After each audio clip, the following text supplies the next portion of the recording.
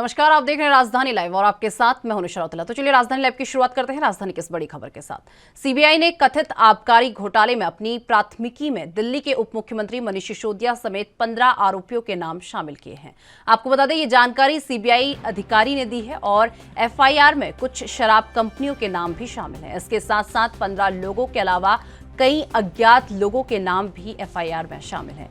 CBI के मुताबिक मनीष सिसोदिया पर आपराधिक साजिश और खातों में हेराफेरी का भी आरोप लगा है और ये एफआईआर कई धाराओं के तहत दर्ज की गई है।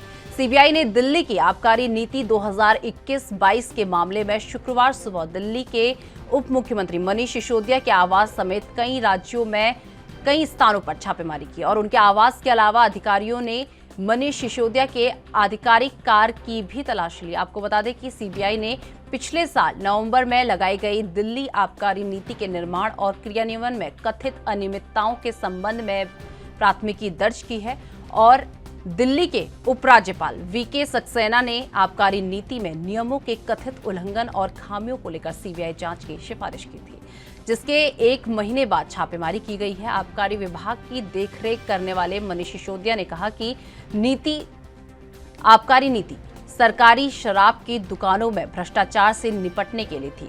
मैं जांच एजेंसियों के साथ पूरा सहयोग करूंगा। वहीं दिल्ली के मुख्यमंत्री अरविंद केजरीवाल ने कहा कि दुनिया के सबसे शक्तिशाली देश के सबसे बड़े अखबार न्यूयॉर्क टाइम्स के फ्रंट पेज पर दिल्ली के शिक्षा मॉडल पर खबर छपी है और आगे कहा कि इस खबर में मनीष की फोटो छपी है, जिससे ये साबित होता है कि उनको देश का सबसे अच्छा शिक्षा मंत्री घोषित किया गया है।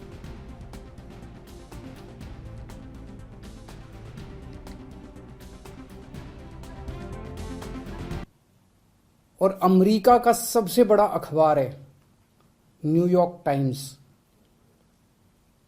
न्यूयॉर्क टाइम्स में खबर छपने के लिए बड़ा मुश्किल होता है। न्यूयॉर्क टाइम्स में खबर छपना,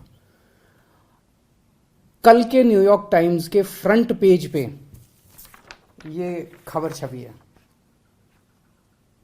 दुनिया के सबसे शक्तिशाली देश के सबसे बड़े अखबार के फ्रंट पेज पे ये दिल्ली के शिक्षा मॉडल पे खबर छपी है। मनीष सिसोदिया जी की फोटो छपी है आज कल के न्यूयॉर्क टाइम्स के अंदर।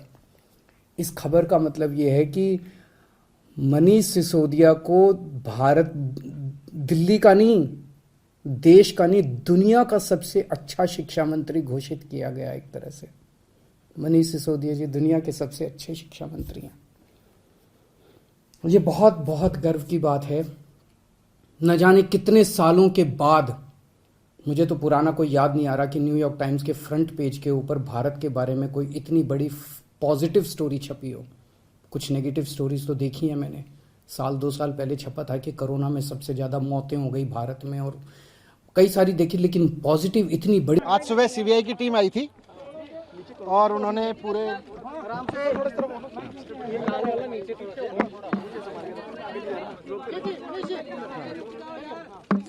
आज सुबह सीबीआई की टीम आई थी, उन्होंने पूरे घर की तलाशी ली। मेरा जो कंप्यूटर है वो भी सीज करके ले गए, मेरा फ़ोन जो था पर्सनल वो भी सीज करके ले गए हैं। हमारी फैमिली ने पूरा सहयोग दिया जांच में और आगे भी जो जांच होगी इस पूरे मामले में हम पूरा सहयोग देंगे। हमने कुछ गलत नहीं किया, हमने कहीं कोई भ्रष्टाचार नहीं किया, इसलिए हम डरते भी नहीं हैं। हम जानते हैं कि सीबीआई का दुरुपयोग किया जा रहा है, सीबीआई को ऊपर से यूज किया जा रहा है, ऊपर से कंट्रोल किया जा रहा है। सब लोग जानते हैं कि किस तरह से सीबीआई को ऊपर से कंट्रोल करके दिल्ली सरकार के अच्छे काम रोकने की कोशिश की जा रही है। हम लोग ईमानदार लोग हैं, कट्टर ईमानदार लोग हैं, ईमानदारी से काम करते आए हैं। पिछले 7-8 साल से जब से राजनीति में आए, ईमानदारी की राजनीति करते आए हैं। हमने कहीं कुछ गलत नहीं किया और आगे भी करते रहेंगे। हमने बहुत ईमानदारी से काम करते हुए दिल्ली में स्कूल बनवाए और लाखों बच्चों का भविष्य संवारा है। हमने ईमानदारी से काम करते हुए अस्पताल बनवाए हैं, लाखों लोगों को इलाज मिला है, लाखों लोगों की दुआएं हैं, लाखों बच्चों की, उनके पेरेंट्स की दुआएं हैं। हम उनके लिए काम करते रहेंगे। केंद्र सरकार जितना दुरुपयोग करना चाहे सीबीआई का कर ले, क्योंकि हमने कुछ गलत नहीं किया इसलिए हमारा कुछ नहीं बिगाड़ सकते। ये लाख रोकने की कोशिश करें, लेकिन स्कूल अस्पताल का काम, लोगों को अच्छी शिक्षा देने का काम। तो चलिए इसी बीच एक बड़ी खबर जम्मू कश्मीर से सामने आ रही है, जहां पर आपको बता दें इस वक्त की बड़ी खबर जम्मू कश्मीर के उधमपुर जिले में भूस्खलन। इस वक्त की बड़ी और अहम जानकारी, जहां पर समोले गांव में भूस्खलन के कारण हादसा। इस वक्त की बड़ी और अहम जानकारी जो कि जम्मू कश्मीर से सामने आ रही है, मिट्टी का मकान गिरने से 2 बच्चों की मौत यहां पर हो गई है। तो इस वक्त की बड़ी और अहम जानकारी जो कि जम्मू कश्मीर से सामने आ रही है, सूचना मिलने के बाद मौके पर पहुंचा बचाव दल। इसी के साथ ये बड़ी और अहम जानकारी जो कि जम्मू कश्मीर से सामने आ रही है, जहां पर आपको बता दें ढहे हुए घर के मलबे से शव को निकाला गया है। मिट्टी का मकान गिरने से 2 बच्चों की यहां पर मौत हो गई है। तो भूस्खलन जो है जम्मू कश्मीर में आया है, जहां पर मिट्टी का मकान ढह गया है, जिसकी वजह से 2 बच्चों की मौके पर ही यहां पर मौत हो गई है।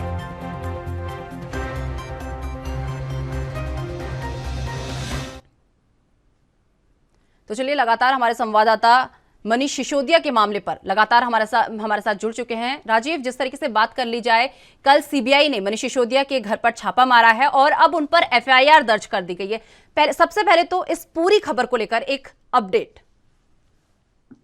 देखिए, बिल्कुल सही कहा आपने। यहाँ पर बात करें कल जिस तरीके से न्यूयॉर्क टाइम के अंदर एक बड़ी खबर छपती है फ्रंट पेपर पर, जिस तरीके से कहा गया कि दिल्ली का जो शिक्षा मॉडल है वो कहीं ना कहीं एक रोल मॉडल के तौर पर बार बार रखा जा रहा था, और उसी को कहीं ना कहीं न्यूयॉर्क टाइम ने भी अपने फ्रंट पेपर पर जगह दी। और यहाँ तक कि मनीष सिसोदिया का एक फोटो भी छापा, जिसके अंदर कहीं ना कहीं ये कहा गया कि शिक्षा मंत्री जो है वो दिल्ली के नहीं पूरे देश के बेहतर शिक्षा मंत्री है। मगर यहाँ पर जिस तरीके से खबर छपने के बाद में और सीबीआई रेड होती है, क्योंकि सीबीआई जो रेड हुई है वो कहीं ना कहीं मनीष सिसोदिया के लगभग 20 ठिकानों पे की गई है। यानी कि मनीष सिसोदिया घर की बात करें, ऑफिस की बात करें या फिर और जगहों की बात करें, वहां पर इस तरीके की रेड की गई है। तो उससे कहीं ना कहीं दिल्ली सरकार के बीच में भी खलबली देखने को मिली और भाजपा के बीच में भी खलबली देखने को मिली। मगर यहाँ पर जिस तरीके से मनीष सिसोदिया के ऊपर एक एफआईआर भी दर्ज की गई है, जिसके अंदर उनका मनीष सिसोदिया का नाम के साथ साथ 15 और लोगों के नाम भी है, और कुछ ऐसे किसपे शराब कंपनियों के नाम भी है जिनके ऊपर एफआईआर की गई है। कुछ अज्ञात लोगों के नाम भी है जो अलग से है, अलग से जुड़े नाम बताए जा रहे हैं। मगर यहाँ पर जिस तरीके से सीबीआई की जांच के अंदर कहीं ना कहीं मनीष सिसोदिया के साथ साथ उनका लैपटॉप भी और कहीं ना कहीं उनके ऊपर एफआईआर दर्ज की गई, और यहाँ तक कि कुछ डॉक्यूमेंट्स भी बताए जा रहे हैं जो सीबीआई के अब घेरे के अंदर है। मगर यहाँ पर जिस तरीके से आबकारी नीति को लेकर कहीं ना कहीं उपराज्यपाल ने बीके सक्सेना ने एक जांच कमेटी बनाई गई थी, जिसके अंदर कहा गया था कि सीबीआई के द्वारा जांच की जाएगी, और जो शराब कंपनियों से साठगांठ की गई है या फिर खातों में हेरफेर की गई है या फिर ठेके देने के लेकर पैसे का लेन देन किया गया है, उसको लेकर यह जांच की गई थी। मगर यहां पर आम आदमी पार्टी की तरफ से कहे या फिर मनीष सिसोदिया की तरफ से कहे, संजय सिंह की तरफ से कहे या फिर कहे अरविंद केजरीवाल की तरफ से, लगातार ये आरोप लगाए जा रहे हैं कि केंद्र सरकार जो है वो जांच एजेंसियों का इस्तेमाल कर रही है और दिल्ली के शिक्षा मॉडल को कहीं ना कहीं बहुत ज्यादा बेहतर बताया जा रहा है। और न्यूयॉर्क टाइम ने जिस तरीके से खबर को छापा है तो उससे साफ जाहिर होता है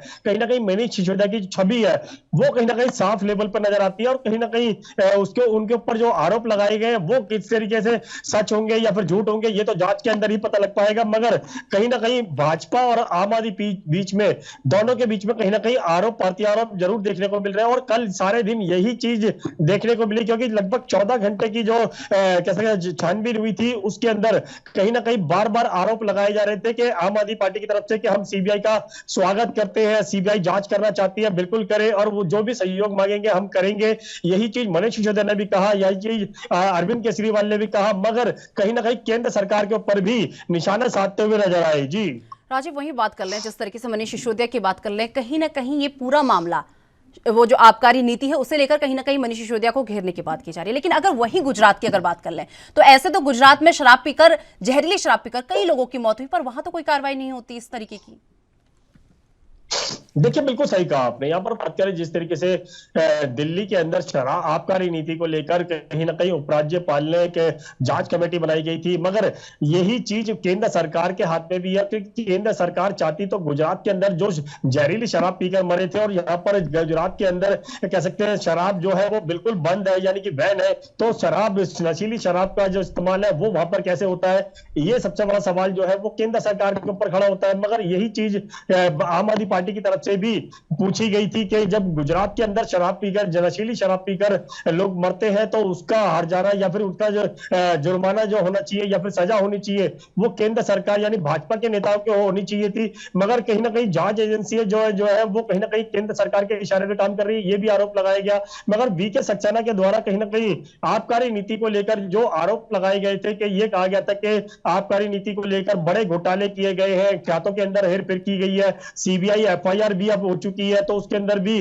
कहीं ना कहीं पूछताछ मनीष सिसोदिया से दोबारा से की जा सकती है, क्योंकि पहले ही सत्येंद्र जैन की बात करें तो वो भी कहीं ना कहीं ईडी की हिरासत में है, और अब मनीष सिसोदिया के ऊपर भी संकट जो है गड़बड़ाता नजर आ रहा है। और इसी को लेकर पहले भी अरविंद केजरीवाल ने कहा था कि जांच एजेंसी का केंद्र सरकार जो इस्तेमाल कर मनीष सिसोदिया को भी जेल में भेज सकती है। तो कहीं ना कहीं अब संकट जरूर है वो बनता हुआ नजर आ रहा है, और कहीं ना कहीं आरोप प्रत्यारोप की जो जुबानी लड़ाई है वो भी देखने को मिल रही है। भाजपा भी लगातार कह रही है कि अगर उन्होंने कुछ नहीं किया है तो वो जांच एजेंसियों के साथ सहयोग करें, जांच एजेंसी अपना काम कर रही है। मगर बार बार केंद्र सरकार के ऊपर आरोप लगाया जा रहा है कि केंद्र सरकार जो है वो जांच एजेंसियों का इस्तेमाल किया जा रहा है, सीबीआई हो या ईडी हो या फिर इनकम टैक्स विभाग हो, और कहीं ना कहीं ईमानदार लोगों के ऊपर ही कहीं ना कहीं इस तरीके की कार्रवाई की जा रही है। तो साफ जाहिर है कहीं ना कहीं जिस तरीके से न्यूयॉर्क टाइम के अंदर मनीष सिसोदिया के कह सकते हैं फोटो और कह सकते हैं जो शिक्षा मॉडल को बेहतर बताया गया है, उसको लेकर कहीं ना कहीं आरोप प्रत्यारोप जरूर देखने को मिल रहे हैं। जी राजीव, वही बात कर लें जिस तरीके से ये सीबीआई जांच के पीछे के मायने क्या ये लगाए जा सकते हैं कि कुछ दिन पहले अगर बात कर ले, कुछ दिन पहले की जब आबकारी नीति को लेकर मनीष सिसोदिया ने सीबीआई मांग की जांच की थी, उसी के बाद से कहीं ना कहीं सीबीआई के घेरे में मनीष सिसोदिया आते हुए नजर आ रहे हैं। देखिए बिल्कुल सही कहा आपने। यहाँ पर बात करें जब वीके सक्सेना नए उपराज्यपाल बने थे तो उन्होंने कुछ समय बाद ही एक ये कहा था कि आबकारी नीति को लेकर बड़े घोटाले किए गए हैं, जिसको लेकर कहीं ना कहीं वो सीबीआई की मांग करते हैं, और सीबीआई के लिए कहीं ना कहीं एक पत्र भी लिखा गया था सीबीआई इसकी जांच करे। मगर कुछ लोगों के नाम भी इसमें शामिल किए गए थे जिनके ऊपर कहीं ना कहीं केस दर्ज किया गया था, जो दिल्ली सरकार के अधिकारी बताए जा रहे थे। मगर यहाँ पर बात करें जिस तरीके से ये सारा जो मामला है वो कहीं ना कहीं आबकारी नीति को लेकर है, और आबकारी नीति को लेकर ही सीबीआई की जांच की मांग की गई थी उपराज्यपाल के द्वारा। मगर कुछ समय बाद ही आम आदमी पार्टी के मनीष सिसोदिया ने यह आरोप लगाया कि जो फाइल थी वो पहले जो उपराज्यपाल थे अनिल बैजल जी और उनके द्वारा पास की गई थी, जो ठेकों में जो ठेके दिए गए थे वो कहीं ना कहीं अपने अपने लोगों को दिए गए थे। उपराज्यपाल के ऊपर भी आरोप लगाए गए, और उसके बाद में जुबानी जंग जो है वो बिल्कुल जारी होती नजर आई। जब पर भाजपा की बात करें, भाजपा जो है वो उपराज्यपाल यानी पुराने उपराज्यपाल के ऊपर कार्रवाई नहीं चाहते थे, सिर्फ दिल्ली सरकार के ऊपर कार्रवाई चाहते थे। और वीके सक्सेना की बात करें तो वीके सक्सेना जिस तरीके से मनीष सिसोदिया के ऊपर कार्रवाई करने के लिए कहा गया था कि सीबीआई जांच होगी, उसके अंदर स्पष्ट हो पाएगा कि आबकारी नीति को लेकर कितने बड़े घोटाले किए गए हैं। तो अब जब जांच स्टार्ट हो चुकी है तो मनीष सिसोदिया बिल्कुल सहयोग करने की बात कर रहे हैं, मगर कहीं ना कहीं आरोप भी लगाया जा रहा है कि केंद्र सरकार जो है वो कहीं ना कहीं जांच एजेंसियों का इस्तेमाल कर रही है और आम आदमी पार्टी को डराने की कोशिश की जा रही है। जी चलिए, बहुत बहुत धन्यवाद राजीव हमारे साथ जुड़ने के लिए और ये तमाम जानकारी हमारे साथ साझा करने के लिए। तो आपको बता दें कि पंजाब में पटियाला जिले के बीमार सुअरों के नमूने में अफ्रीकन स्वाइन फीवर की पुष्टि हुई है। आपको बता दें कि पंजाब के पशुपालन, मत्स्य पालन और डेयरी विकास मंत्री लालजीत सिंह भुल्लर ने जानकारी दी है। उन्होंने एक बयान में कहा कि इसके बाद राज्य सरकार ने पूरे पंजाब को नियंत्रित क्षेत्र घोषित कर दिया है, जबकि पटियाला में बिलासपुर और सनोरी अड्डा गांव को बीमारी के केंद्र के रूप में अधिसूचित किया गया है। भुल्लर ने कहा कि सरकार ने जानवरों में संक्रमण और संक्रमण रोगों की रोकथाम और नियंत्रण अधिनियम 2009 के तहत कदम उठाए हैं। ये तत्काल प्रभाव से लागू हो गए हैं। उन्होंने कहा कि बीमारी का केंद्र घोषित 2 गांवों से 1 किलोमीटर तक के क्षेत्र को संक्रमित क्षेत्र माना जाता है, जबकि 10 किलोमीटर तक के क्षेत्र को निगरानी क्षेत्र के रूप में वर्गीकृत किया जाता है। उन्होंने बताया कि इस संबंधित पशुपालन विभाग द्वारा नोटिफिकेशन जारी कर दिया गया है, जो तुरंत प्रभाव से लागू हो गया है। भुल्लर ने बताया कि इस एक्ट के अध्याय 3 की धारा 20 के अधीन जिला पटियाला के गांव बिलासपुर और सनोरी अड्डा पटियाला के क्षेत्रों को इस बीमारी के केंद्र के तौर पर नोटिफाई किया गया है।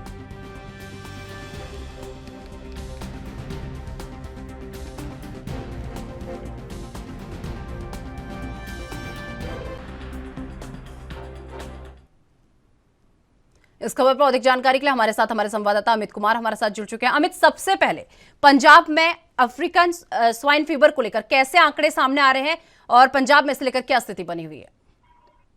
जी निशा, सही तौर पे बात करें तो सबसे पहले स्वाइन फ्लू का केस लुधियाना में सामने आया था, जहां पे एक डेथ भी हो चुकी है। तो वहीं अब पटियाला में एपिसेंटर क्लियर हो चुका है। अगर हम कहें कि पंजाब में दो जगहों पे, सीधे हम कह सकते हैं कि पंजाब में दो जगहों पे इसका एपिसेंटर बताया जा रहा है। एक बिलासपुर है तो दूसरा सुनारी अड्डा है। यहाँ पे अगर हम कह सकते हैं कि इन दोनों गाँव को स्वाइन फ्लू का एपिसेंटर बताया गया है, और यहीं से अगर हम कह सकते हैं कि जितने भी बीमार सुअर निकले हैं वो सब वहीं के ही पाए गए हैं। तो उसके बाद इन दो एरियाज को डिक्लेयर्ड सेंटर और पूरे पंजाब को कंट्रोल्ड स्टेट डिक्लेयर कर दिया गया है। इसका मतलब आप बताते हैं कि आप पंजाब के अंदर ना ही किसी तरह के पिग प्रोडक्ट्स इंपोर्ट किए जा सकेंगे, ना ही पंजाब से बाहर भेजे जा सके, क्योंकि पंजाब में स्वाइन फ्लू की दस्तक हो चुकी है। स्वाइन फ्लू की दस्तक का हम ये मानेंगे, स्वाइन फ्लू जो है ये फेटल बीमारी है, ये इंसानों को भी हो सकती है और ये बहुत ज्यादा फेटल होती है। इस चलते इस प्रिकॉशनरी तौर पर स्टेट को एक तरह से हम कह सकते हैं लॉकडाउन में ला दिया गया है, और जिसके बाद कोशिश की जा रही है कि इसको कंट्रोल किया जा सके और जल्द से जल्द ट्रीटमेंट और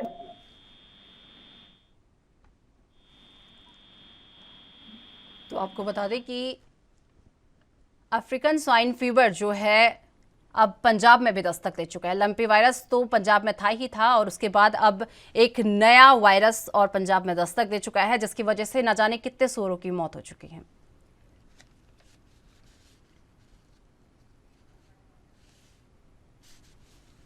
तो चलिए, लगातार हमारे संवाददाता अमित कुमार हमारे साथ जुड़े हैं। अमित, जिस तरीके से बात कर ली जाए, पशुपालन विभाग का इस पूरे मामले को लेकर क्या कुछ कहना है? लालजीत सिंह भुल्लर का इस अफ्रीकन स्वाइन फीवर को लेकर क्या कुछ कहना है?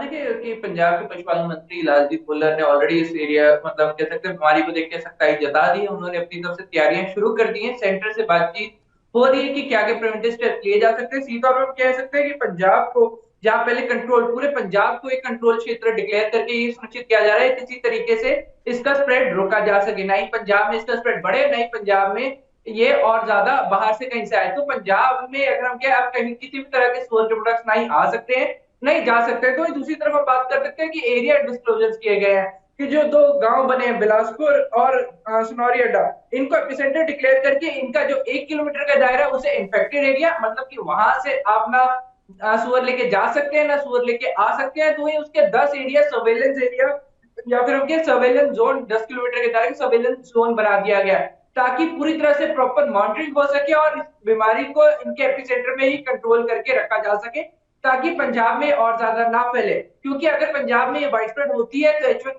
का पुराना असर हम देख चुके हैं, बहुत ज्यादा लोग मरे हैं इस बीमारी से। तो इस चीज को देखते हुए हर तरह की सख्ताई की जा रही है और कोशिश की जा रही है कि समय रहते इसकी रोकथाम हो सके। पंजाब दो बीमारियों से जूझ रहा है। लंपी स्किन अभी पूरे पंजाब में चल रही है, जिसके बाद हम कह सकते हैं कि लगातार इसका इम्पैक्ट ज्यादा बढ़ता जा रहा है। तो उस चीज को देखते हुए स्वाइन फ्लू भी साथ आ चुका है, तो कोशिश की जा रही है कि प्रॉपर रोकथाम समय रहते हो सके।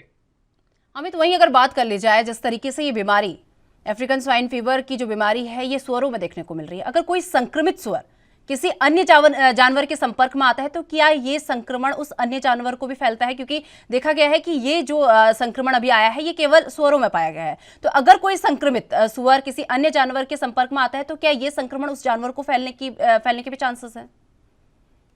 नहीं, देखिए ऐसा हम कह सकते हैं कि जानवर टू जानवर इसका ट्रांसमिशन नहीं है। बेसिकली अगर हम कहें कि सुअर से जो अगर प्रोडक्ट्स बनते हैं जो सुअर खाते हैं उनसे ये रिस्क रहता है, और कहीं ना कहीं ट्रांसमिशन के आधार होते हैं। कई अलग अलग फैक्टर्स हैं, पर जानवर टू जानवर नहीं है। पर जो सुअर की ट्रेडिंग होती है या फिर उनके जो इनको मार्केट में बेचे जाते हैं जो प्रोडक्ट बिकते हैं, उससे बीमारी स्प्रेड होने का खतरा बहुत ज्यादा रहता है। तो इसको लेकर एक सेकंड ऑर्डर यही जारी किया गया है कि कोई भी व्यक्ति अगर सुअर बीमार है तो उसको ना बेच सकेगा, ना ही उसके कोई प्रोडक्ट बेच सकेगा, ताकि बीमारी की रोकथाम की जा सके। वहीं अमित, अगर बात कर लें, जिस तरीके से दो ऐसे वायरस हैं जो जानवरों में अभी बहुत ज्यादा देखने को मिल रहा है, एक लंपी वायरस और दूसरा अब ये नया वायरस जो अफ्रीकन स्वाइन फीवर है, तो सबसे ज्यादा खतरनाक कौन दिख रहा है इस वक्त? देखिए अगर इम्पैक्ट की बारे में बात करें या स्प्रेड के बारे में बात करें तो सीधे तौर पे लंपी स्किन डिजीज ज्यादा वायरली स्प्रेड हो रहा है, क्योंकि पूरे पंजाब के एरिया में स्प्रेड हो चुका है। अगर हम वही स्वाइन फ्लू की बात करें तो अभी इसके कुछ गिने चुने केसेस आए या फिर उनके इम्पैक्ट अभी काफी कम है। सीधे तौर पे बात करें पटियाला में और लुधियाना में 2 मौतें भी हो चुकी हैं, पर वहीं पटियाला में इनके एपिसेंटर डिक्लेयर हुआ है। तो उन सब चीजों को देखते हुए कोशिश की जा रही है कि ताकि ये सब क्लियर कट हो सके कि क्या सिर्फ और सिर्फ पटियाला और लुधियाना ही एपिसेंटर है, क्या यहाँ पे कंट्रोल किया जा सकता है, क्योंकि मेन पटियाला को एपिसेंटर मान के उन एरियाज को, 2 गांवों को, बिलासपुर और सुनारअड्डा को, इनको मार्क कर दिया गया है, इनको कंट्रोल एरिया डिक्लेयर करके इनको एपिसेंटर और इनके सर्वेलेंस जोन डिक्लेयर कर दिए गए हैं। पर वही अब लंबी स्किन की बात है तो ऑलरेडी स्प्रेड हो चुका है, और स्प्रेड अगर हम कहें बाय कांटेक्ट है, बाय टच है, बाय अगर हम कहें फ्लीज मक्खियों से भी हो रहा है, तो हर एक रिस्क में अगर हम कहें स्प्रेड वाइज अगर हम देखें तो लंबी ज्यादा डेंजरस नजर आ रहा है। तो वही अगर हम बात करें कि डेथ फैक्टर पे, क्योंकि देखिए जो लंबी स्किन है वो सिर्फ जानवर टू जानवर है, जानवर टू ह्यूमन नहीं है। तो वही अगर हम बात करें स्वाइन फ्लू की, स्वाइन फ्लू पिग से ह्यूमन में जाने का रिस्क है और ह्यूमन डेथ हो सकती है, और पंजाब में डेथ हो भी चुकी है 2 के करीब। तो ऐसे में अगर उस हिसाब से देखें कि डेथ फैक्टर से तो स्वाइन फ्लू ज्यादा डेंजरस नजर आ रहा है। चलिए, बहुत बहुत धन्यवाद अमित हमारे साथ जुड़ने के लिए और ये तमाम जानकारी हमारे साथ साझा करने के लिए।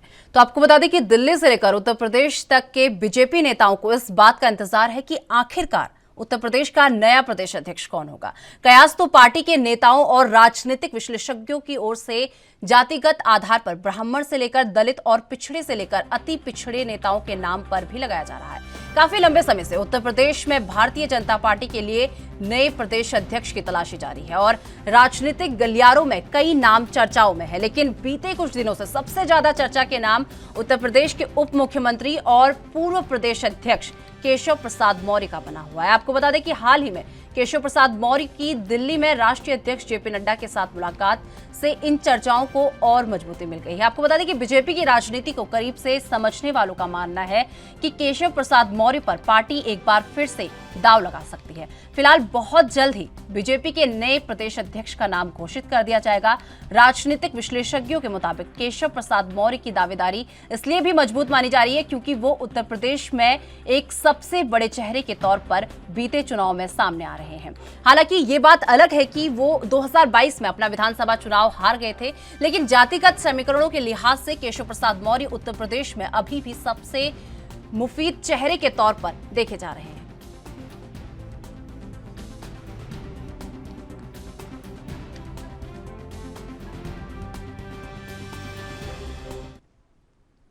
इस खबर पर अधिक जानकारी के लिए हमारे साथ हमारे संवाददाता जितेंद्र चौहान हमारे साथ बन चुके हैं। जितेंद्र, अगर देखा जाए यूपी सरकार ने अभी तक इस बात से पर्दा नहीं हटाया, इस बात पर सस्पेंस जो है बरकरार रखा है कि आखिरकार उत्तर प्रदेश का जो है प्रदेश अध्यक्ष, बीजेपी प्रदेश अध्यक्ष कौन होगा।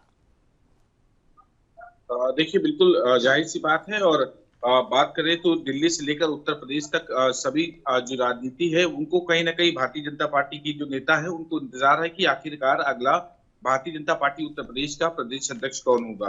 और कहीं न कहीं कायज तो पार्टी नेताओं विशेषज्ञों की ओर से जातिगत आधार की बात की जाए तो ब्राह्मण और से लेकर दलित और पिछड़े लेकर अति पिछड़े के नामों की चर्चा की जा रही है। और कहीं न कहीं काफी लंबे वक्त से उत्तर प्रदेश में भारतीय जनता पार्टी के नए प्रदेश अध्यक्ष की तलाश है। हालांकि नए प्रदेश अध्यक्ष की बात की जो स्वतंत्र देव सिंह ने 3 साल का कार्यभार संभाला, लेकिन अभी भी जब तक कोई प्रदेश अध्यक्ष नहीं बनता तब तक वो कार्यवाहक प्रदेश अध्यक्ष बने रहेंगे। और कहीं ना कहीं सबसे ज्यादा चर्चाओं की नाम बात की जाए तो इस समय उप मुख्यमंत्री केशव प्रसाद मौर्य के नाम की चर्चा की जा रही है और ये माना जा रहा है कि उनको ही प्रदेश अध्यक्ष बनाया जाए, क्योंकि केंद्र नेतृत्व से जिस तरह से केशव प्रसाद मौर्य की मुलाकात हुई और कहीं ना कहीं बात की जाए तो अमित शाह से जो कि गृह मंत्री है उनको कहीं ना कहीं इस बात को उन्होंने कहा था कि 2017 में उन्होंने बड़ी जीत दिलाई थी। और कहीं ना कहीं इसको लेकर केशव प्रसाद मौर्य दिल्ली के राष्ट्रीय अध्यक्ष जेपी नड्डा से भी मुलाकात की थी और मजबूती से मिली थी। भारतीय जनता पार्टी ने करीब बात की जाए काफी करीबी माने जाते हैं केंद्र नेतृत्व के केशव प्रसाद मौर्य और कहीं ना कहीं फिलहाल बहुत ही जल्दी नए प्रदेश अध्यक्ष की घोषणा हो सकती है और लगातार इसको लेकर कायस भी लगाया जा रहा है। राजनीतिक विशेषज्ञों की बात करें तो केशव प्रसाद मौर्य की मजबूती जो है वो दावेदारी जो वो काफी मजबूत नजर आ रही है और उसको देखते हुए एक बड़े चेहरे के तौर पर जो 2024 का चुनाव हो उससे पहले ही कहीं ना कहीं प्रदेश अध्यक्ष की ऐलान कर देना, क्योंकि राजधानी के स्तर बात की आबादी के स्तर से भी उत्तर प्रदेश सबसे बड़ा राज्य है और कहीं ना कहीं यहाँ की राजनीति होते हुए दिल्ली तक पहुंचती है। तो केशव प्रसाद मौर्य की इस समय जो दावेदारी है वो कहीं ना कहीं मजबूत नजर आ रही है, क्योंकि 2022 में अपना विधानसभा चुनाव जो थी वो कहीं ना कहीं जातिगत समीकरणों की रियासत से केशव प्रसाद मौर्य अपने ही जो चुनाव था वो कहीं ना कहीं हार गए थे। और साफ तौर पे कहा जा सकता है कि वो 2017 में एक प्रदेश अध्यक्ष जब बनाए गए थे, वो उन्होंने भारी बहुमत से उत्तर प्रदेश में सरकार बनाई थी। और वो जीत शायद इतिहास की जीत थी, जब भारतीय जनता पार्टी के प्रदेश अध्यक्ष के तौर पर उत्तर प्रदेश में केशव प्रसाद मौर्य थे। और उसके बाद अखिलेश यादव के बाद उत्तर प्रदेश में भारतीय जनता पार्टी की सरकार आई थी। तो जिम्मेदारी या दावेदारी की बात की जाए तो केशव प्रसाद मौर्य का नाम अभी चर्चाओं में चल रहा है। नितिन, वही बात कर ली जाए, जैसे बहुत समय से कहा जा रहा था कि प्रदेश अध्यक्ष का ऐलान जो है बहुत जल्द हो सकता है, क्योंकि 15 अगस्त से पहले भी ये कयास लगाए जा रहे थे कि बहुत जल्द इनका ऐलान हो सकता है, 15 अगस्त के दूसरे दिन इस नाम का ऐलान हो सकता है। लेकिन इतनी देरी क्यों हो रही है, इतना देर क्यों सरकार लगा रही है इस नाम को ऐलान करने में? देखिए निशा, बिल्कुल जो बात आपने कही वो देरी इसलिए हो रही है क्योंकि किस आधार पर प्रदेश अध्यक्ष बनाया जाए। ब्राह्मण के तौर पर चेहरे को लाया जाए, दलित के चौरे पर, अति पिछड़े चौरे पर, कि किसको कहीं ना कहीं उत्तर प्रदेश की प्रदेश अध्यक्ष की जिम्मेदारी दी गई, भारतीय जनता पार्टी किसको दी जाए। मंथन चल रहा है, दिल्ली से लेकर उत्तर प्रदेश में लगातार मंथन किया जा रहा है कि आखिरकार किसको गद्दी पे बैठाया जाए, क्योंकि दूसरी बार उप मुख्यमंत्री हैं केशव प्रसाद मौर्य और कहीं ना कहीं उन्होंने 2017 में अपनी बाखूबी जिम्मेदारी निभाई थी और चुनाव भारतीय जनता पार्टी को उत्तर प्रदेश में जिताकर उनकी सत्ता लाई थी भारतीय जनता पार्टी की। तो दावेदारी की बात की जाए तो मजबूती से बात की जाए तो केंद्र नेता केशव प्रसाद मौर्य से मुलाकात के बाद ये जो सियासी गलियारे है उसमें बातचीत तेज हो चुकी है कि आखिरकार किसको बनाया जाए। लेकिन जिस तरह से केशव प्रसाद मौर्य का केंद्र नेतृत्व के मिलना, वो कहीं ना कहीं राजनीति में जो गलियारे हैं उसमें चर्चा का विषय है। जितिन, वही बात कर ली जाए, जिस तरीके से केशव प्रसाद मौर्य का नाम इस वक्त रेस में सबसे आगे चल रहा है, लेकिन हमेशा देखा गया है कि बीजेपी उस व्यक्ति पर दांव खेलती ही नहीं है जिसका नाम रेस में सबसे आगे चल रहा हो।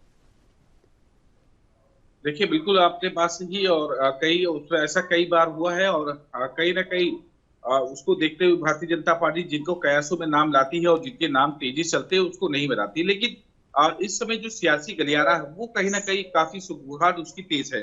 और बात की जाए तो उत्तर प्रदेश में जो भी प्रदेश अध्यक्ष बना है वो जातिगत समीकरणों को और साधते हुए ही बना है, क्योंकि जितनी बार भी बनाया गया है वो जातिगत समीकरण के आधार पर ही उत्तर प्रदेश में प्रदेश अध्यक्ष बनाया है। और इसके अलावा ऐसा चेहरा सामने होगा जो संगठन को मजबूती देने का काम करे, क्योंकि संगठन को किस तरह से मजबूत किया जाए उसका मजबूती का भी काम करेंगे। और कहीं कहीं दूसरी ओर भाजपा से जुड़े सूत्रों का कहना है कि कुछ दिनों पहले उत्तर प्रदेश में प्रदेश अध्यक्ष के नाम घोषणा कर दी गई थी, लेकिन कहीं ना कहीं जातिगत समीकरण के आधार पर वो नाम अंदर ही रह गया, उसकी नाम की घोषणा नहीं की गई। तो लगातार पार्टी भी चाहती है कि ऐसे प्रदेश अध्यक्ष को बनाया जाए जो जातिगत आधार पर भी मजबूत हो और पार्टी को मजबूती देने का काम करे और चेहरा ऐसा हो कि जो सुप्रसिद्धि की ओर हो।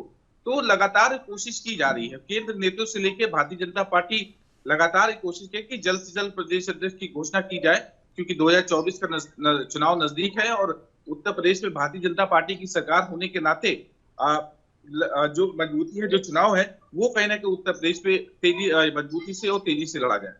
जितिन, वही बात कर ली जाए, केशव प्रसाद मौर्य का नाम क्या इसलिए चर्चाओं में आगे आ रहा है क्योंकि कुछ दिन पहले वो दिल्ली दौरे पर थे और वहां पर उन्होंने जेपी नड्डा, अमित शाह से मुलाकात की थी और जहां पर केवल जो है प्रदेश अध्यक्ष को लेकर चर्चा हुई थी। क्या इसकी वजह से उनका नाम जो है रेस में सबसे आगे माना जा रहा है?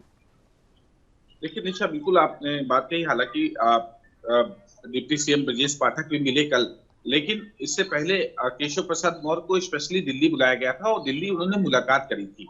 और उसके बाद जो सियासी गलियारे हैं उसमें सुगबुगाहट तेज हो गई थी और इस कोशिश की जा रही है कि जातिगत आधार पर किसी को भी प्रदेश अध्यक्ष की जिम्मेदारी दी जाए और जिसका व्यवहार सभी, क्योंकि चुनाव जब आएगा 2024 का तो सभी को साधने का काम करना होगा। और केशव प्रसाद मौर्य के अंदर वो गुण हैं जो सभी पदाधिकारियों से, सभी संगठन के लोगों से हमेशा मेल मिलाप करके चले हैं और कहीं ना कहीं यही एक गुण है जो केशव प्रसाद मौर्य को आगे करती है, सबसे व्यवहार अच्छा रखना।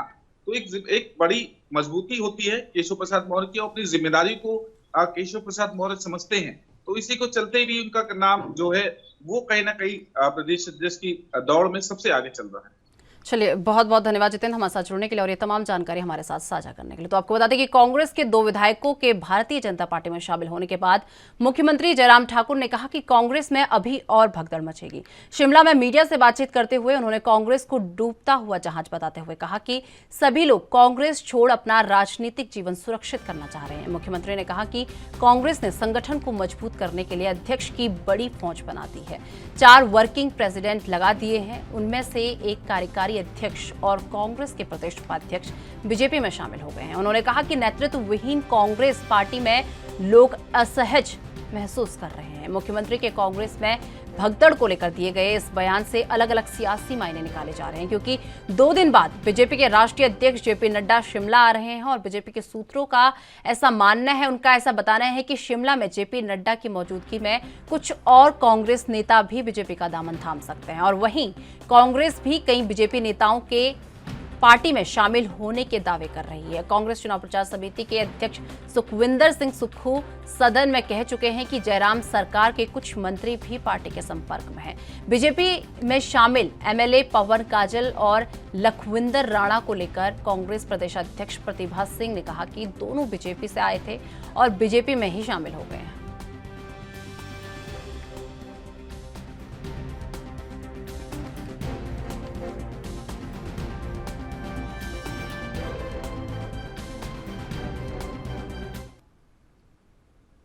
इस खबर पर अधिक जानकारी के लिए हमारे साथ हमारी ब्यूरो चीफ हिमाचल से टीना ठाकुर जी हमारे साथ जुड़ चुकी है। टीना जी, जिस तरीके से बात कर ली जाए, कांग्रेस के 2 विधायक जब से बीजेपी में आए हैं तो जयराम ठाकुर जी का ये कहना है कि कांग्रेस में अभी और भगदड़ मचेगी। जी बिल्कुल सही है कि जिस तरह से 2 एमएलए जो है जिन्होंने अभी पिछले दिनों ही भाजपा ज्वाइन की, इसके बाद ये एक्चुअली भी लगाई जा रही है क्योंकि और भी बहुत से एमएलए हैं जो भाजपा के संपर्क में है और कहा जा रहा है कि जब जेपी नड्डा यहाँ पे पहुंचेंगे तो वो जो एमएलए हैं वो भाजपा ज्वाइन कर सकते हैं। हालांकि कांग्रेस ने कहा है कि उन्हें कोई फर्क नहीं पड़ता, क्योंकि जो हमारे पास जो एमएलए जिन्होंने ज्वाइन किए हैं भाजपा में, उनके बैकग्राउंड भाजपा का ही था। ये हमारी गलती है कि हमने उनको कर दिया, लेकिन अभी भी अगर आप ये मायने निकालें, इसके राजनीतिक मायने निकालें तो काफी गहरे हैं, क्योंकि इससे ये अक्सर लगाई जा रही है जनता के बीच ये संदेश जा रहा है कि अगर भाजपा की तरफ लोग जा रहे हैं तो इसका मतलब है कि भाजपा सरकार बनाने जा रही है, क्योंकि माना यह जाता है कि जो एमएलए हैं या जो पार्टी में जो लड़ने के इच्छुक होते हैं वो ऐसी जगह जाते हैं जो सत्ता में वापसी करते हैं। हालांकि कांग्रेस इससे पहले कह चुकी है, विप्लव ठाकुर का बयान आया है, रामलाल ठाकुर का बयान आया, सुखविंदर सुक्खू का आया, प्रतिभा सिंह कह चुकी है कि उन्हें कोई फर्क नहीं पड़ता कि जो लोग जाना चाहते हैं वो अभी भी जा सकते हैं, क्योंकि कांग्रेस किसी भी हाल में सत्ता में वापसी करेगी, क्योंकि जो भाजपा की नीतियां उसके लोग त्रस्त है। जैसे मैं देखेंगे कि अटकलें जरूर लगाई जा रही है और जिनके नाम सामने आ रहे हैं अगर उनसे बात की जा रही है तो वो साफ तौर पर मना कर रहे हैं कि अभी हम भाजपा में ज्वाइन नहीं कर रहे हैं, हम लोग कांग्रेस के हैं और कांग्रेस में रहेंगे। हालांकि यही जो बयान है अपनी ज्वाइनिंग से कुछ दिन पहले जो विधायक है पवन काजल, उन्होंने भी दिया था कुछ ही दिनों बाद अपने बयान के, उन्होंने जो है भाजपा ज्वाइन कर ली थी। टीना जी, वहीं बात कर ले, कुछ दिन पहले अगर याद हो तो कुछ दिन पहले बीजेपी के 2 नेता जो है कांग्रेस में शामिल हुए थे, जिसमें बीजेपी ने यह कहा था कि हम आपके 2 का जवाब 8 से देंगे, ऐसा उनके द्वारा कहा गया था। क्या उस दिशा में अब पहल शुरू हो चुकी है? बिल्कुल आप कह सकते हैं, क्योंकि जो भाजपा के जो पूर्व प्रदेशाध्यक्ष मीराम उन्होंने ज्वाइन किया था और पूर्व विधायक थे राकेश शर्मा, उनकी जो वाइफ है धर्मपत्नी थे इंदु वर्मा, उन लोगों के दोनों बड़े चेहरे माने जाते थे अपनी अपनी जगह पर, बंजार और केस से ये ताल्लुक रखते थे। और ऐसे में जो भाजपा है वो कुछ टाइम के लिए फिर मिला ली थी। बताया जा रहा था कि जिस टाइम इन लोगों ने कांग्रेस ज्वाइन की उसी टाइम जो है प्रधान सिंह जो राष्ट्रीय उपाध्यक्ष है भाजपा के, वो तुरंत हिमाचल पहुंचे थे और एक रणनीति तैयार की थी कि जो हिमाचल कांग्रेस के जो 2 बड़े नेताओं को, बड़े चेहरों को अपनी पार्टी में शामिल किया, उसका जवाब जो है बड़े तैयारी के साथ दिया जाएगा। 8 लोगों को शामिल, बड़े 8 चेहरों को कांग्रेस के, उनको भाजपा में शामिल किया जाएगा। हालांकि 2 तरह ज्वाइन वो करवा चुके हैं, कार्यकारी प्रदेशाध्यक्ष पवन काजल रहे हैं और ऐसे में कांग्रेस की ये बड़ा झटका माना जा रहा है। और अभी भी जो कुछ नाम है हालांकि सामने नहीं आ पा रहा है, क्योंकि जो नाम सामने आ रहे हैं वो साफ तौर पर मना कर रहे हैं, लेकिन बताया जा रहा है कि कुछ नाम अभी भी जो बड़े चेहरे हैं कांग्रेस के पास वो ज्वाइन कर सकते हैं। इसमें नेता प्रतिपक्ष मुकेश अग्निहोत्री का नाम लिया जा रहा है कि जो टिकट आवंटन प्रक्रिया है कांग्रेस की वो उससे नाखुश है और ऐसे में जो है वो भी किसी भी वक्त जो कांग्रेस का साथ है वो छोड़ सकते हैं। हालांकि ये स्थितियां तभी स्पष्ट हो पाएंगी जब कोई नेता है जो स्पष्ट तौर पर बयान देगा या ऐलान करेगा कि हम कांग्रेस छोड़ रहे हैं। अभी तक नेताओं की तरफ से ऐसा कोई बयान नहीं आ रहा है। हालांकि जो बड़े चेहरे हैं कांग्रेस के वो टारगेट पर है भाजपा के। जी टीना जी, वहीं अगर बात कर लें, कुछ 2 दिन बाद शायद जेपी नड्डा जो हैं हिमाचल दौरे में आ सकते हैं, तो ऐसे में ये कयास लगाए जा रहे हैं कि बीजेपी जो जेपी नड्डा है उनकी मौजूदगी में कुछ कांग्रेस के नेता बीजेपी का दामन थाम सकते हैं। जी बिल्कुल बिल्कुल ये सही बात है, क्योंकि जो राष्ट्रीय अध्यक्ष हैं जेपी नड्डा वो बिल्कुल हिमाचल के जो चुनाव है उनको हल्के में नहीं ले रहे हैं। बहुत गहराई से इसकी जो तैयारियां हैं वो चल रही है। जो केंद्रीय जो नेता है, जो केंद्रीय मंत्री है अनुराग ठाकुर, वो इसमें बड़ा अहम रोल निभा रहे हैं। जो लोग हैं कांग्रेस के उन्हें तोड़ने में, या जो भाजपा बैकग्राउंड के कांग्रेस में जो 20 के विधायक है उनको वापस भाजपा में लाने के लिए दोनों जो नेता है वो काफी जो है वो अहम रोल निभा रहे हैं और बड़ी जोर आजमाइश ये लोग कर रहे हैं, आप ये कह सकते हैं। तो ऐसे में जो राष्ट्रीय अध्यक्ष हैं जेपी नड्डा जब वो हिमाचल पहुंचेंगे तो माना जा रहा है कि भाजपा उनके जो उपस्थिति में जो है कुछ और जो नेता है कांग्रेस उनको ज्वाइन करवा सकते हैं, क्योंकि भाजपा किसी भी हाल में जो है वो कांग्रेस को हल्के में नहीं देती और कांग्रेस को कोई भी वो मौका नहीं देना चाहती है कि वो अपने जो चुनाव प्रबंधन है उस पर ध्यान दे सके। क्योंकि ये एक बड़ी बात मानी जाती है कि आपका जब कोई बड़ा नेता दूसरी पार्टी ज्वाइन करता है तो ऐसे में जो वर्करों का मनोबल है वो कहीं ना कहीं प्रभावित होता है, गिर जाता है। टीना जी, वहीं बात कर ली जाए तो कांग्रेस भी कहीं पीछे हटती हुई नजर नहीं आ रही। कांग्रेस भी ये दावा कर रही है कि बीजेपी के कुछ ऐसे नेता हैं जो अभी कांग्रेस पार्टी के संपर्क में हैं। जी बिल्कुल बिल्कुल, बल्कि जो सुखविंदर सिंह सुक्खू है उन्होंने तो यहाँ तक सदन में कह दिया था कि हमारे जो संपर्क में है वो भाजपा के कुछ मंत्री भी शामिल हैं जो कांग्रेस में आना चाहते हैं, जो जान रहे हैं कि भाजपा रिपीट नहीं करेगी, कांग्रेस की सरकार आएगी। तो ऐसे में जो मंत्री है वो भी टारगेट पे। हालांकि जो मंत्री सदर से विधायक अनिल शर्मा वो अभी भाजपा की टिकट पर जीत कर आए थे, मंत्री भी रहे हैं भाजपा के कैबिनेट में, उनके ऊपर टारगेट है। माना जा रहा है कि वो जल्द ही जो है कांग्रेस का दामन थाम सकते हैं, क्योंकि उनका जो बैकग्राउंड है वो कांग्रेस का है। ऐसे में जो दोनों पार्टियां हिमाचल में क्या और मार्च का खेल रही है, और ऐसे में जैसे भाजपा अपने पार्टी में लोगों को शामिल कर रही है वैसे कांग्रेस एक रणनीति तैयार कर रही है कि हमारे बैकग्राउंड के कांग्रेस बैकग्राउंड के कौन कौन से जो नेता है, बड़े नेता है भाजपा के अंदर, और कौन सी है जो हम घर वापसी कर सकते हैं। आप देखेंगे कि दोनों ही जो लोग हैं, चाहे भाजपा है चाहे कांग्रेस है, ऐसे लोगों पर टारगेट कर दिए हैं तो ऑलरेडी जो उनकी जो बैकग्राउंड के हैं कांग्रेस के हैं या भाजपा के हैं। टीना जी, वहीं बात कर ली जाए, जिस तरीके से बीजेपी ने ये कहा था कि हम 2 का जवाब 8 से देंगे, तो उस समय उन्होंने ये बात भी कही थी कि हम बड़े नेताओं का, मतलब उनकी स्ट्रेटेजी ये थी कि हम बड़े नेताओं पर दांव खेलेंगे। तो ऐसे में अब वो कौन कौन से चेहरे हो सकते हैं कांग्रेस के जो बीजेपी में शामिल हो सकते हैं जेपी नड्डा की मौजूदगी में? देखिए अभी तो जो कार्यकारी अध्यक्ष है उनके ऊपर भाजपा की नजर थी, एक को वो ले जा सके हैं जो पवन काजल थे, दूसरे जो सिरमौर से हैं विनय कुमार रेणुका के एमएलए हैं कांग्रेस के, वो भी कार्यकारी अध्यक्ष हैं।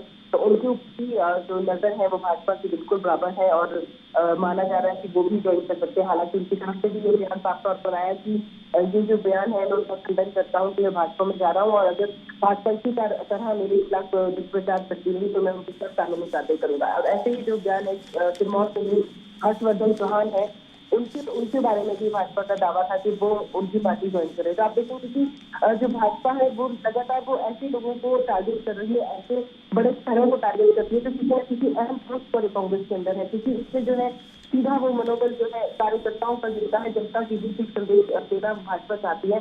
तो ऐसे में भाजपा कहीं ना कहीं सफल अभी तक हो रही है। अब देखने वाली बात ये होगी कि कांग्रेस इसका जवाब कितने बड़े शहरों के साथ भाजपा को लौटाती है। चलिए, बहुत बहुत धन्यवाद टीना जी हमारे साथ जुड़ने के लिए और ये तमाम जानकारी हमारे साथ साझा करने के लिए।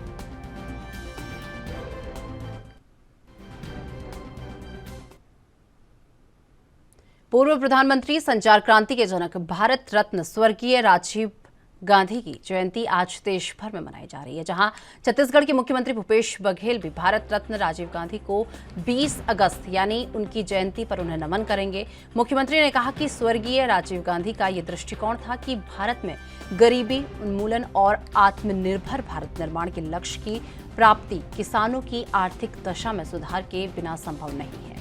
उनके बताए रास्ते पर चलते हुए राज्य सरकार ने गरीबों, किसानों, आदिवासियों समेत सभी वर्गों के लिए अनेक कल्याणकारी कार्यक्रम और योजनाएं शुरू की हैं। इसी कड़ी में किसान को उनकी उपज का वाजिब मूल्य दिलाने के लिए राजीव गांधी किसान न्याय योजना शुरू की गई है। इस योजना के माध्यम से अब तक राज्य के किसानों को 12,920 करोड़ रुपए की राशि सीधे उनके खाते में डाली गई है। इसके साथ ही राज्य के ग्रामीण अंचल के भूमिहीन कृषि मजदूरों को आर्थिक मदद देने के लिए राजीव गांधी ग्रामीण भूमिहीन कृषि मजदूर न्याय योजना शुरू की गई है। इस योजना के तहत ग्रामीण अंचल के ऐसे परिवारों को 7,000 रुपए प्रति वर्ष दिए जा रहे हैं जिनके पास खेती की जमीन नहीं है और वे मनरेगा, कृषि मजदूरी और पौनी पसारी के से जुड़े हुए हैं। राज्य सरकार ने किसानों की बेहतरी के लिए साल दर साल समर्थन मूल्य पर धान की खरीदी, कर्ज माफी, सिंचाई कर की माफी जैसे कदम उठाए।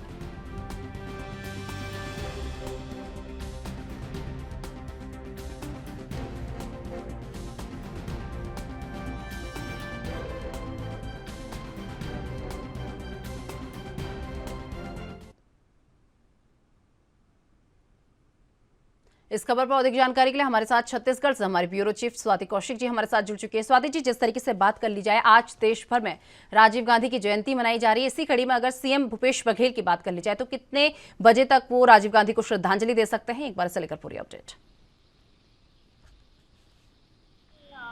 पूरा कार्यक्रम जो है वो सीएम हाउस में रखा गया है, लेकिन इस कार्यक्रम का उद्देश्य सिर्फ श्रद्धांजलि अर्पित करना नहीं है, बल्कि उनको याद करते हुए जो उनकी जो स्वप्न दृष्टा उनको कहा जाता है, 21वीं सदी के भारत की नींव जो उन्होंने रखी थी जब वो प्रधानमंत्री थे, तो उस समय को याद करते हुए जो आज की स्थिति में क्या बेहतर हो सकता है वो करना भी है। क्योंकि आज 2 साल पहले राजीव गांधी किसान न्याय योजना जो है वो प्रदेश में लागू की गई थी, जिसके तहत किसानों को जो अंतर की राशि है धान की खरीदी में और उसमें जो प्रदेश सरकार जो अलग से देती है, उस राशि में जो अंतर की राशि है वो उसकी शुरुआत जो है वो राजीव गांधी किसान न्याय योजना में आज मंत्री भूपेश बघेल के द्वारा की गई। तो आज उसके हस्तांतरण का भी दिन है। लगभग 1750 की जो राशि है वो आज के दिन किसानों के दूसरे किस्त के रूप में किसान न्याय योजना में आज दी जाएगी। तो वहीं गौपालकों को और किसानों के जो गौ संगठन है उनको जो है हस्तांतरण राशि जो है की जाएगी गौधन न्याय योजना की। तो इस तरह के जो तमाम काम है जो खेती किसानी से जुड़े हुए हैं उनको जो अमाउंट देना है, किस्तों में तो अमाउंट जाता है वो आज दिया जाएगा। तो इस तरीके से प्रदेश सरकार जो है वो अपने देश के पूर्व प्रधानमंत्री राजीव गांधी और कांग्रेस के वरिष्ठ नेता रहे हैं, उनको अपने नेता को आज कांग्रेस इस तरीके से श्रद्धांजलि देगी। तो वहीं आपको बता दें कि पूर्व प्रधानमंत्री, संचार क्रांति के जनक, भारत रत्न स्वर्गीय राजीव गांधी की जयंती आज देश भर में मनाई जाएगी, जहां छत्तीसगढ़ के मुख्यमंत्री भूपेश बघेल भी भारत रत्न राजीव गांधी को 20 अगस्त यानी आज उनकी जयंती पर नमन करेंगे। मुख्यमंत्री ने कहा कि स्वर्गीय श्री राजीव गांधी का ये दृष्टिकोण था कि भारत में गरीबी उन्मूलन और आत्मनिर्भर भारत निर्माण के लक्ष्य की प्राप्ति किसानों की आर्थिक दशा में सुधार के बिना संभव नहीं है। उनके बताए रास्ते पर चलते हुए राज्य सरकार ने गरीब किसानों, आदिवासियों समेत सभी वर्गों के लोगों के लिए अनेक कल्याणकारी कार्यक्रम और योजनाएं शुरू की हैं। इसी कड़ी में किसानों की उनकी उपज का वाजिब मूल्य दिलाने के लिए राजीव गांधी किसान न्याय योजना शुरू की गई है। इस योजना के माध्यम से अब तक राज्य के किसानों को 12,920 करोड़ रुपए की राशि सीधे उनके खाते में डाली गई है।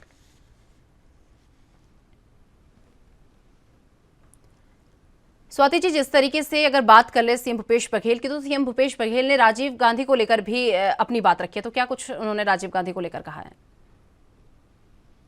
प्रदेश में या देश में राजीव गांधी की बात आती है तो उनको बिल्कुल एक स्वप्न दृष्टा के रूप में याद किया जाता है।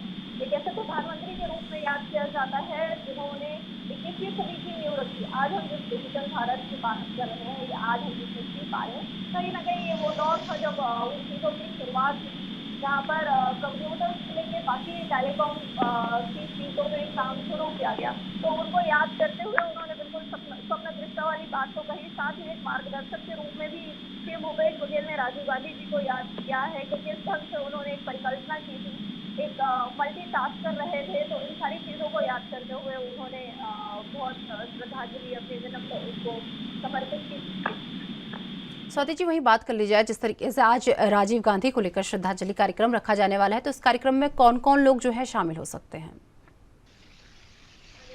अगर हम बात करें तो कानून होने इस कार्यक्रम हाउस में है तो अधिकारी मौजूद है।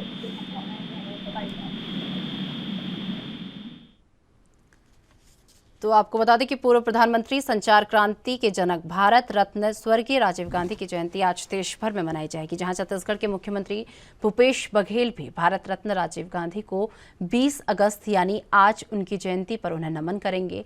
मुख्यमंत्री ने कहा कि स्वर्गीय श्री राजीव गांधी का ये दृष्टिकोण था कि भारत में गरीबी उन्मूलन और आत्मनिर्भर भारत निर्माण के लक्ष्य की प्राप्ति किसानों की आर्थिक दशा में सुधार के बिना संभव नहीं है। उनके बताए रास्ते पर चलते हुए राज्य सरकार ने गरीबों, किसानों, आदिवासियों समेत सभी वर्गों के लोगों के लिए अनेक कल्याणकारी कार्यक्रम और योजनाएं शुरू की हैं। इस कड़ी में किसानों को उनकी उपज का वाजिब मूल्य दिलाने के लिए राजीव गांधी किसान न्याय योजना शुरू की गई है। इस योजना के माध्यम से अब तक राज्य के किसानों को 12,920 करोड़ रुपए की राशि सीधे उनके खातों पर ट्रांसफर की गई है। और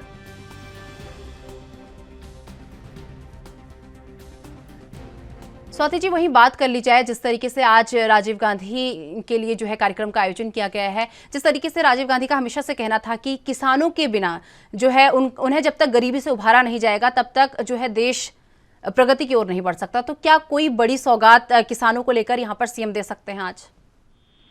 देखिए, अगर बड़ी सौगात की बात करें तो अभी उसमें बहुत क्लियरिटी नहीं है, लेकिन हाँ बिल्कुल ये जो त्योहारों के ठीक पहले मुख्यमंत्री जो हर साल करते आए हैं जब से इनकी सरकार बनी है, कि त्योहारों के ठीक पहले वो कोशिश करते हैं कि किसानों के हाथ में उनके हक का पैसा हो ताकि त्योहार जो है वो ठीक और खुशीपूर्वक मनाया जा सके। तो इस सारी चीजों की कोशिश जो है वो राजीव गांधी जी को याद करते हुए हर साल उसकी जयंती पर किया जाता है। जो अंतर की राशि है वो उन्हें दी जाती है। तो इसी सिलसिले में अगर आज की भी हम बात करें निशा, तो लगभग 1700 करोड़ से ज्यादा की जो राशि है वो सभी योजनाओं के बिहाफ में किसानों को गौठानों को हस्तांतरित की जाएगी। तो ये नए भारत की कल्पना ही है जहाँ पे ग्रामीण अर्थव्यवस्था को मजबूती प्रदान की जाती है और जहाँ पे ये सुनिश्चित किया जा रहा है कि ग्रामीण जो लोग हैं वो हस्तांतरण पे जो स्थानांतरण पे ना जाए, जिनका जो गाँव से पलायन करके शहरों की तरफ जो बढ़ते हैं वो चीजें ज्यादा ना हो, उनको वहीं के वहीं उनकी आर्थिक सहायता जो है वो सुनिश्चित की जाए और गाँवों तक डिजिटलाइजेशन जो है वो पहुंचे। तो आज हम इसी कड़ी में देखते हैं कि कई बार ऐसा होता है कि वर्चुअल कार्यक्रम में सीएम हाउस में सीएम साहब जुड़ रहे हैं, लेकिन गाँव से जो ग्रामीण पंचायत है वहाँ के एक जन जो है वो तक जुड़ पाते हैं।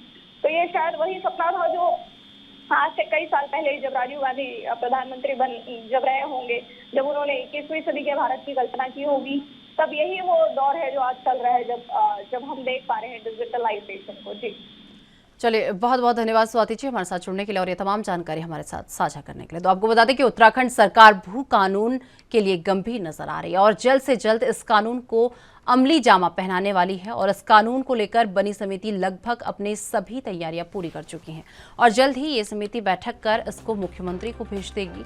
भू कानून समिति के सदस्य और वर्तमान में बद्री केदार समिति के अध्यक्ष अजेंद्र अजय ने बताया कि समिति भू कानून को लेकर अपनी पूरी तैयारियां कर चुकी है। एक अंतिम बैठक के बाद समिति अपना प्रस्ताव मुख्यमंत्री को भेजेगी। अजेंद्र अजय ने बताया कि समिति ने इन बातों को भी ध्यान में रखा है कि इस कानून से प्रदेश में आने वाले इन्वेस्टमेंट पर कोई असर न पड़े, साथ ही अवैध जमीन खरीद फरोख्त को भी रोका जाए। इन बिंदुओं को भी ध्यान में रखा गया है। समिति 23 अगस्त तक फाइनल ड्राफ्ट बनाकर मुख्यमंत्री को सौंपेगी।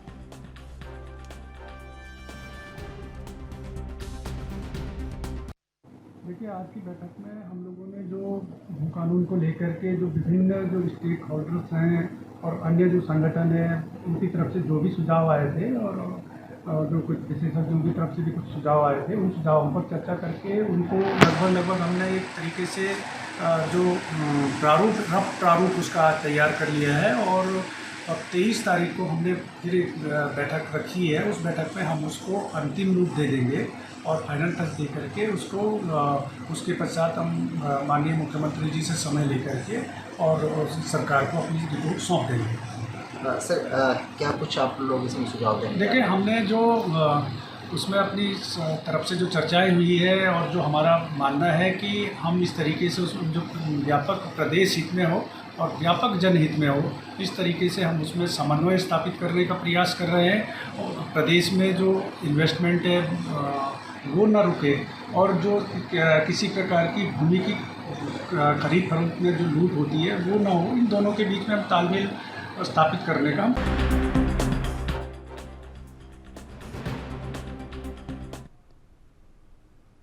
इस खबर पर अधिक जानकारी के लिए हमारे संवाददाता यशराज आनंद हमारे साथ जुड़ चुके हैं। यशराज, जिस तरीके से बात की जाए उत्तराखंड की अगर बात कर ले तो उत्तराखंड में जो है बहुत जल्द भू कानून लागू किया जा सकता है, तो कब तक ये भू कानून उत्तराखंड में लागू किया जा सकता है, एक बार इसे लेकर पूरी अपडेट।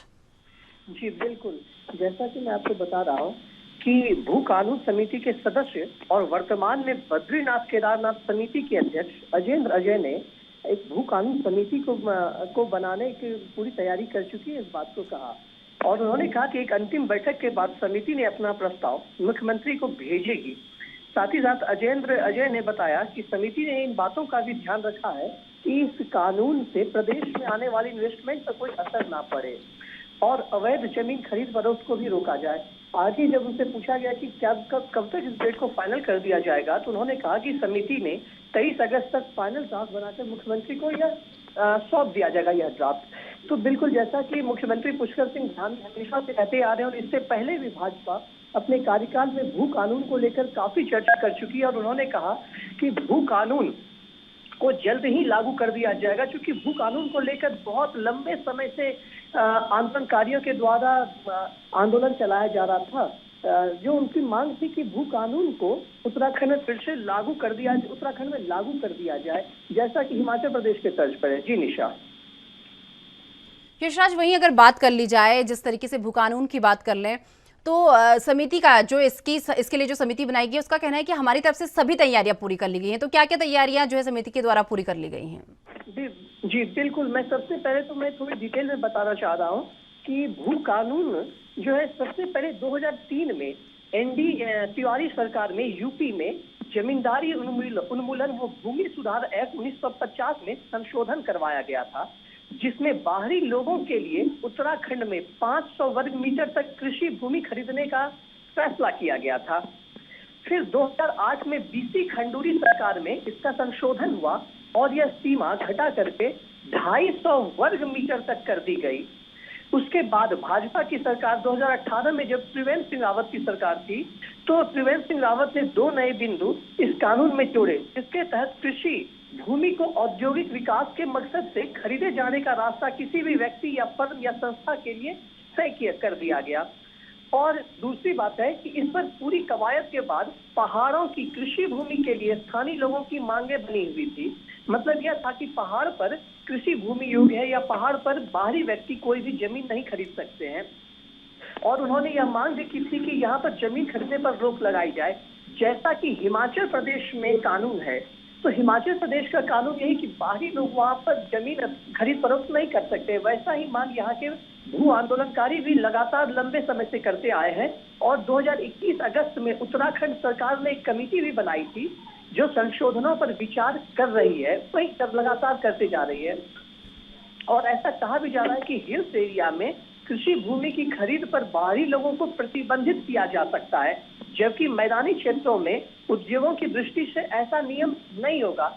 यानी कि मैदानी क्षेत्रों में आप उद्योगों के दृष्टिकोण से बाहरी व्यक्ति भी यहाँ पर जमीन को खरीद सकते हैं, लेकिन वहीं पर पहाड़ी क्षेत्रों में कोई भी बाहरी व्यक्ति कृषि के लिए या फैक्ट्री लगाने के लिए जमीन नहीं खरीद सकते हैं।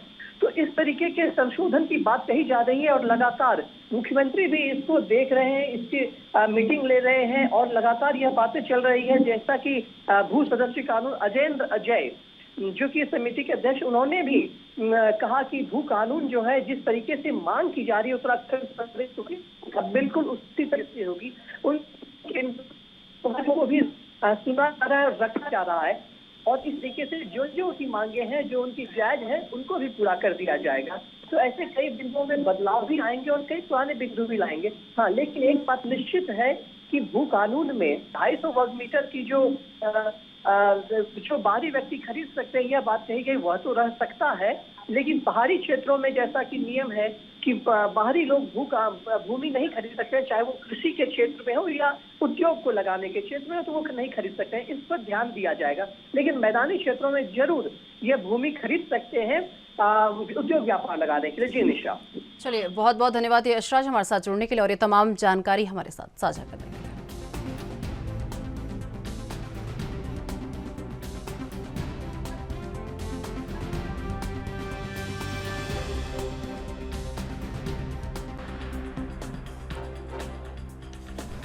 तो आपको बता दें कि उत्तराखंड सरकार भू कानून के लिए गंभीर नजर आ रही है और जल्द से जल्द इस कानून को अमली जामा पहनाने वाली है। इस कानून को लेकर बनी समिति लगभग अपनी सभी तैयारियां पूरी कर चुकी हैं और जल्द ये समिति बैठक कर इसको मुख्यमंत्री को सौंप देगी। भू कानून समिति के सदस्य और वर्तमान में बद्री केदार समिति के अध्यक्ष अजेंद्र अजय ने बताया कि समिति भू कानून को लेकर अपनी पूरी तैयारी कर चुकी है। तो फिलहाल मेरे साथ राजधानी लाइव में बस इतना ही। देश दुनिया की तमाम बड़ी खबरों के लिए देखते रहिए एएनबी न्यूज़। नमस्कार।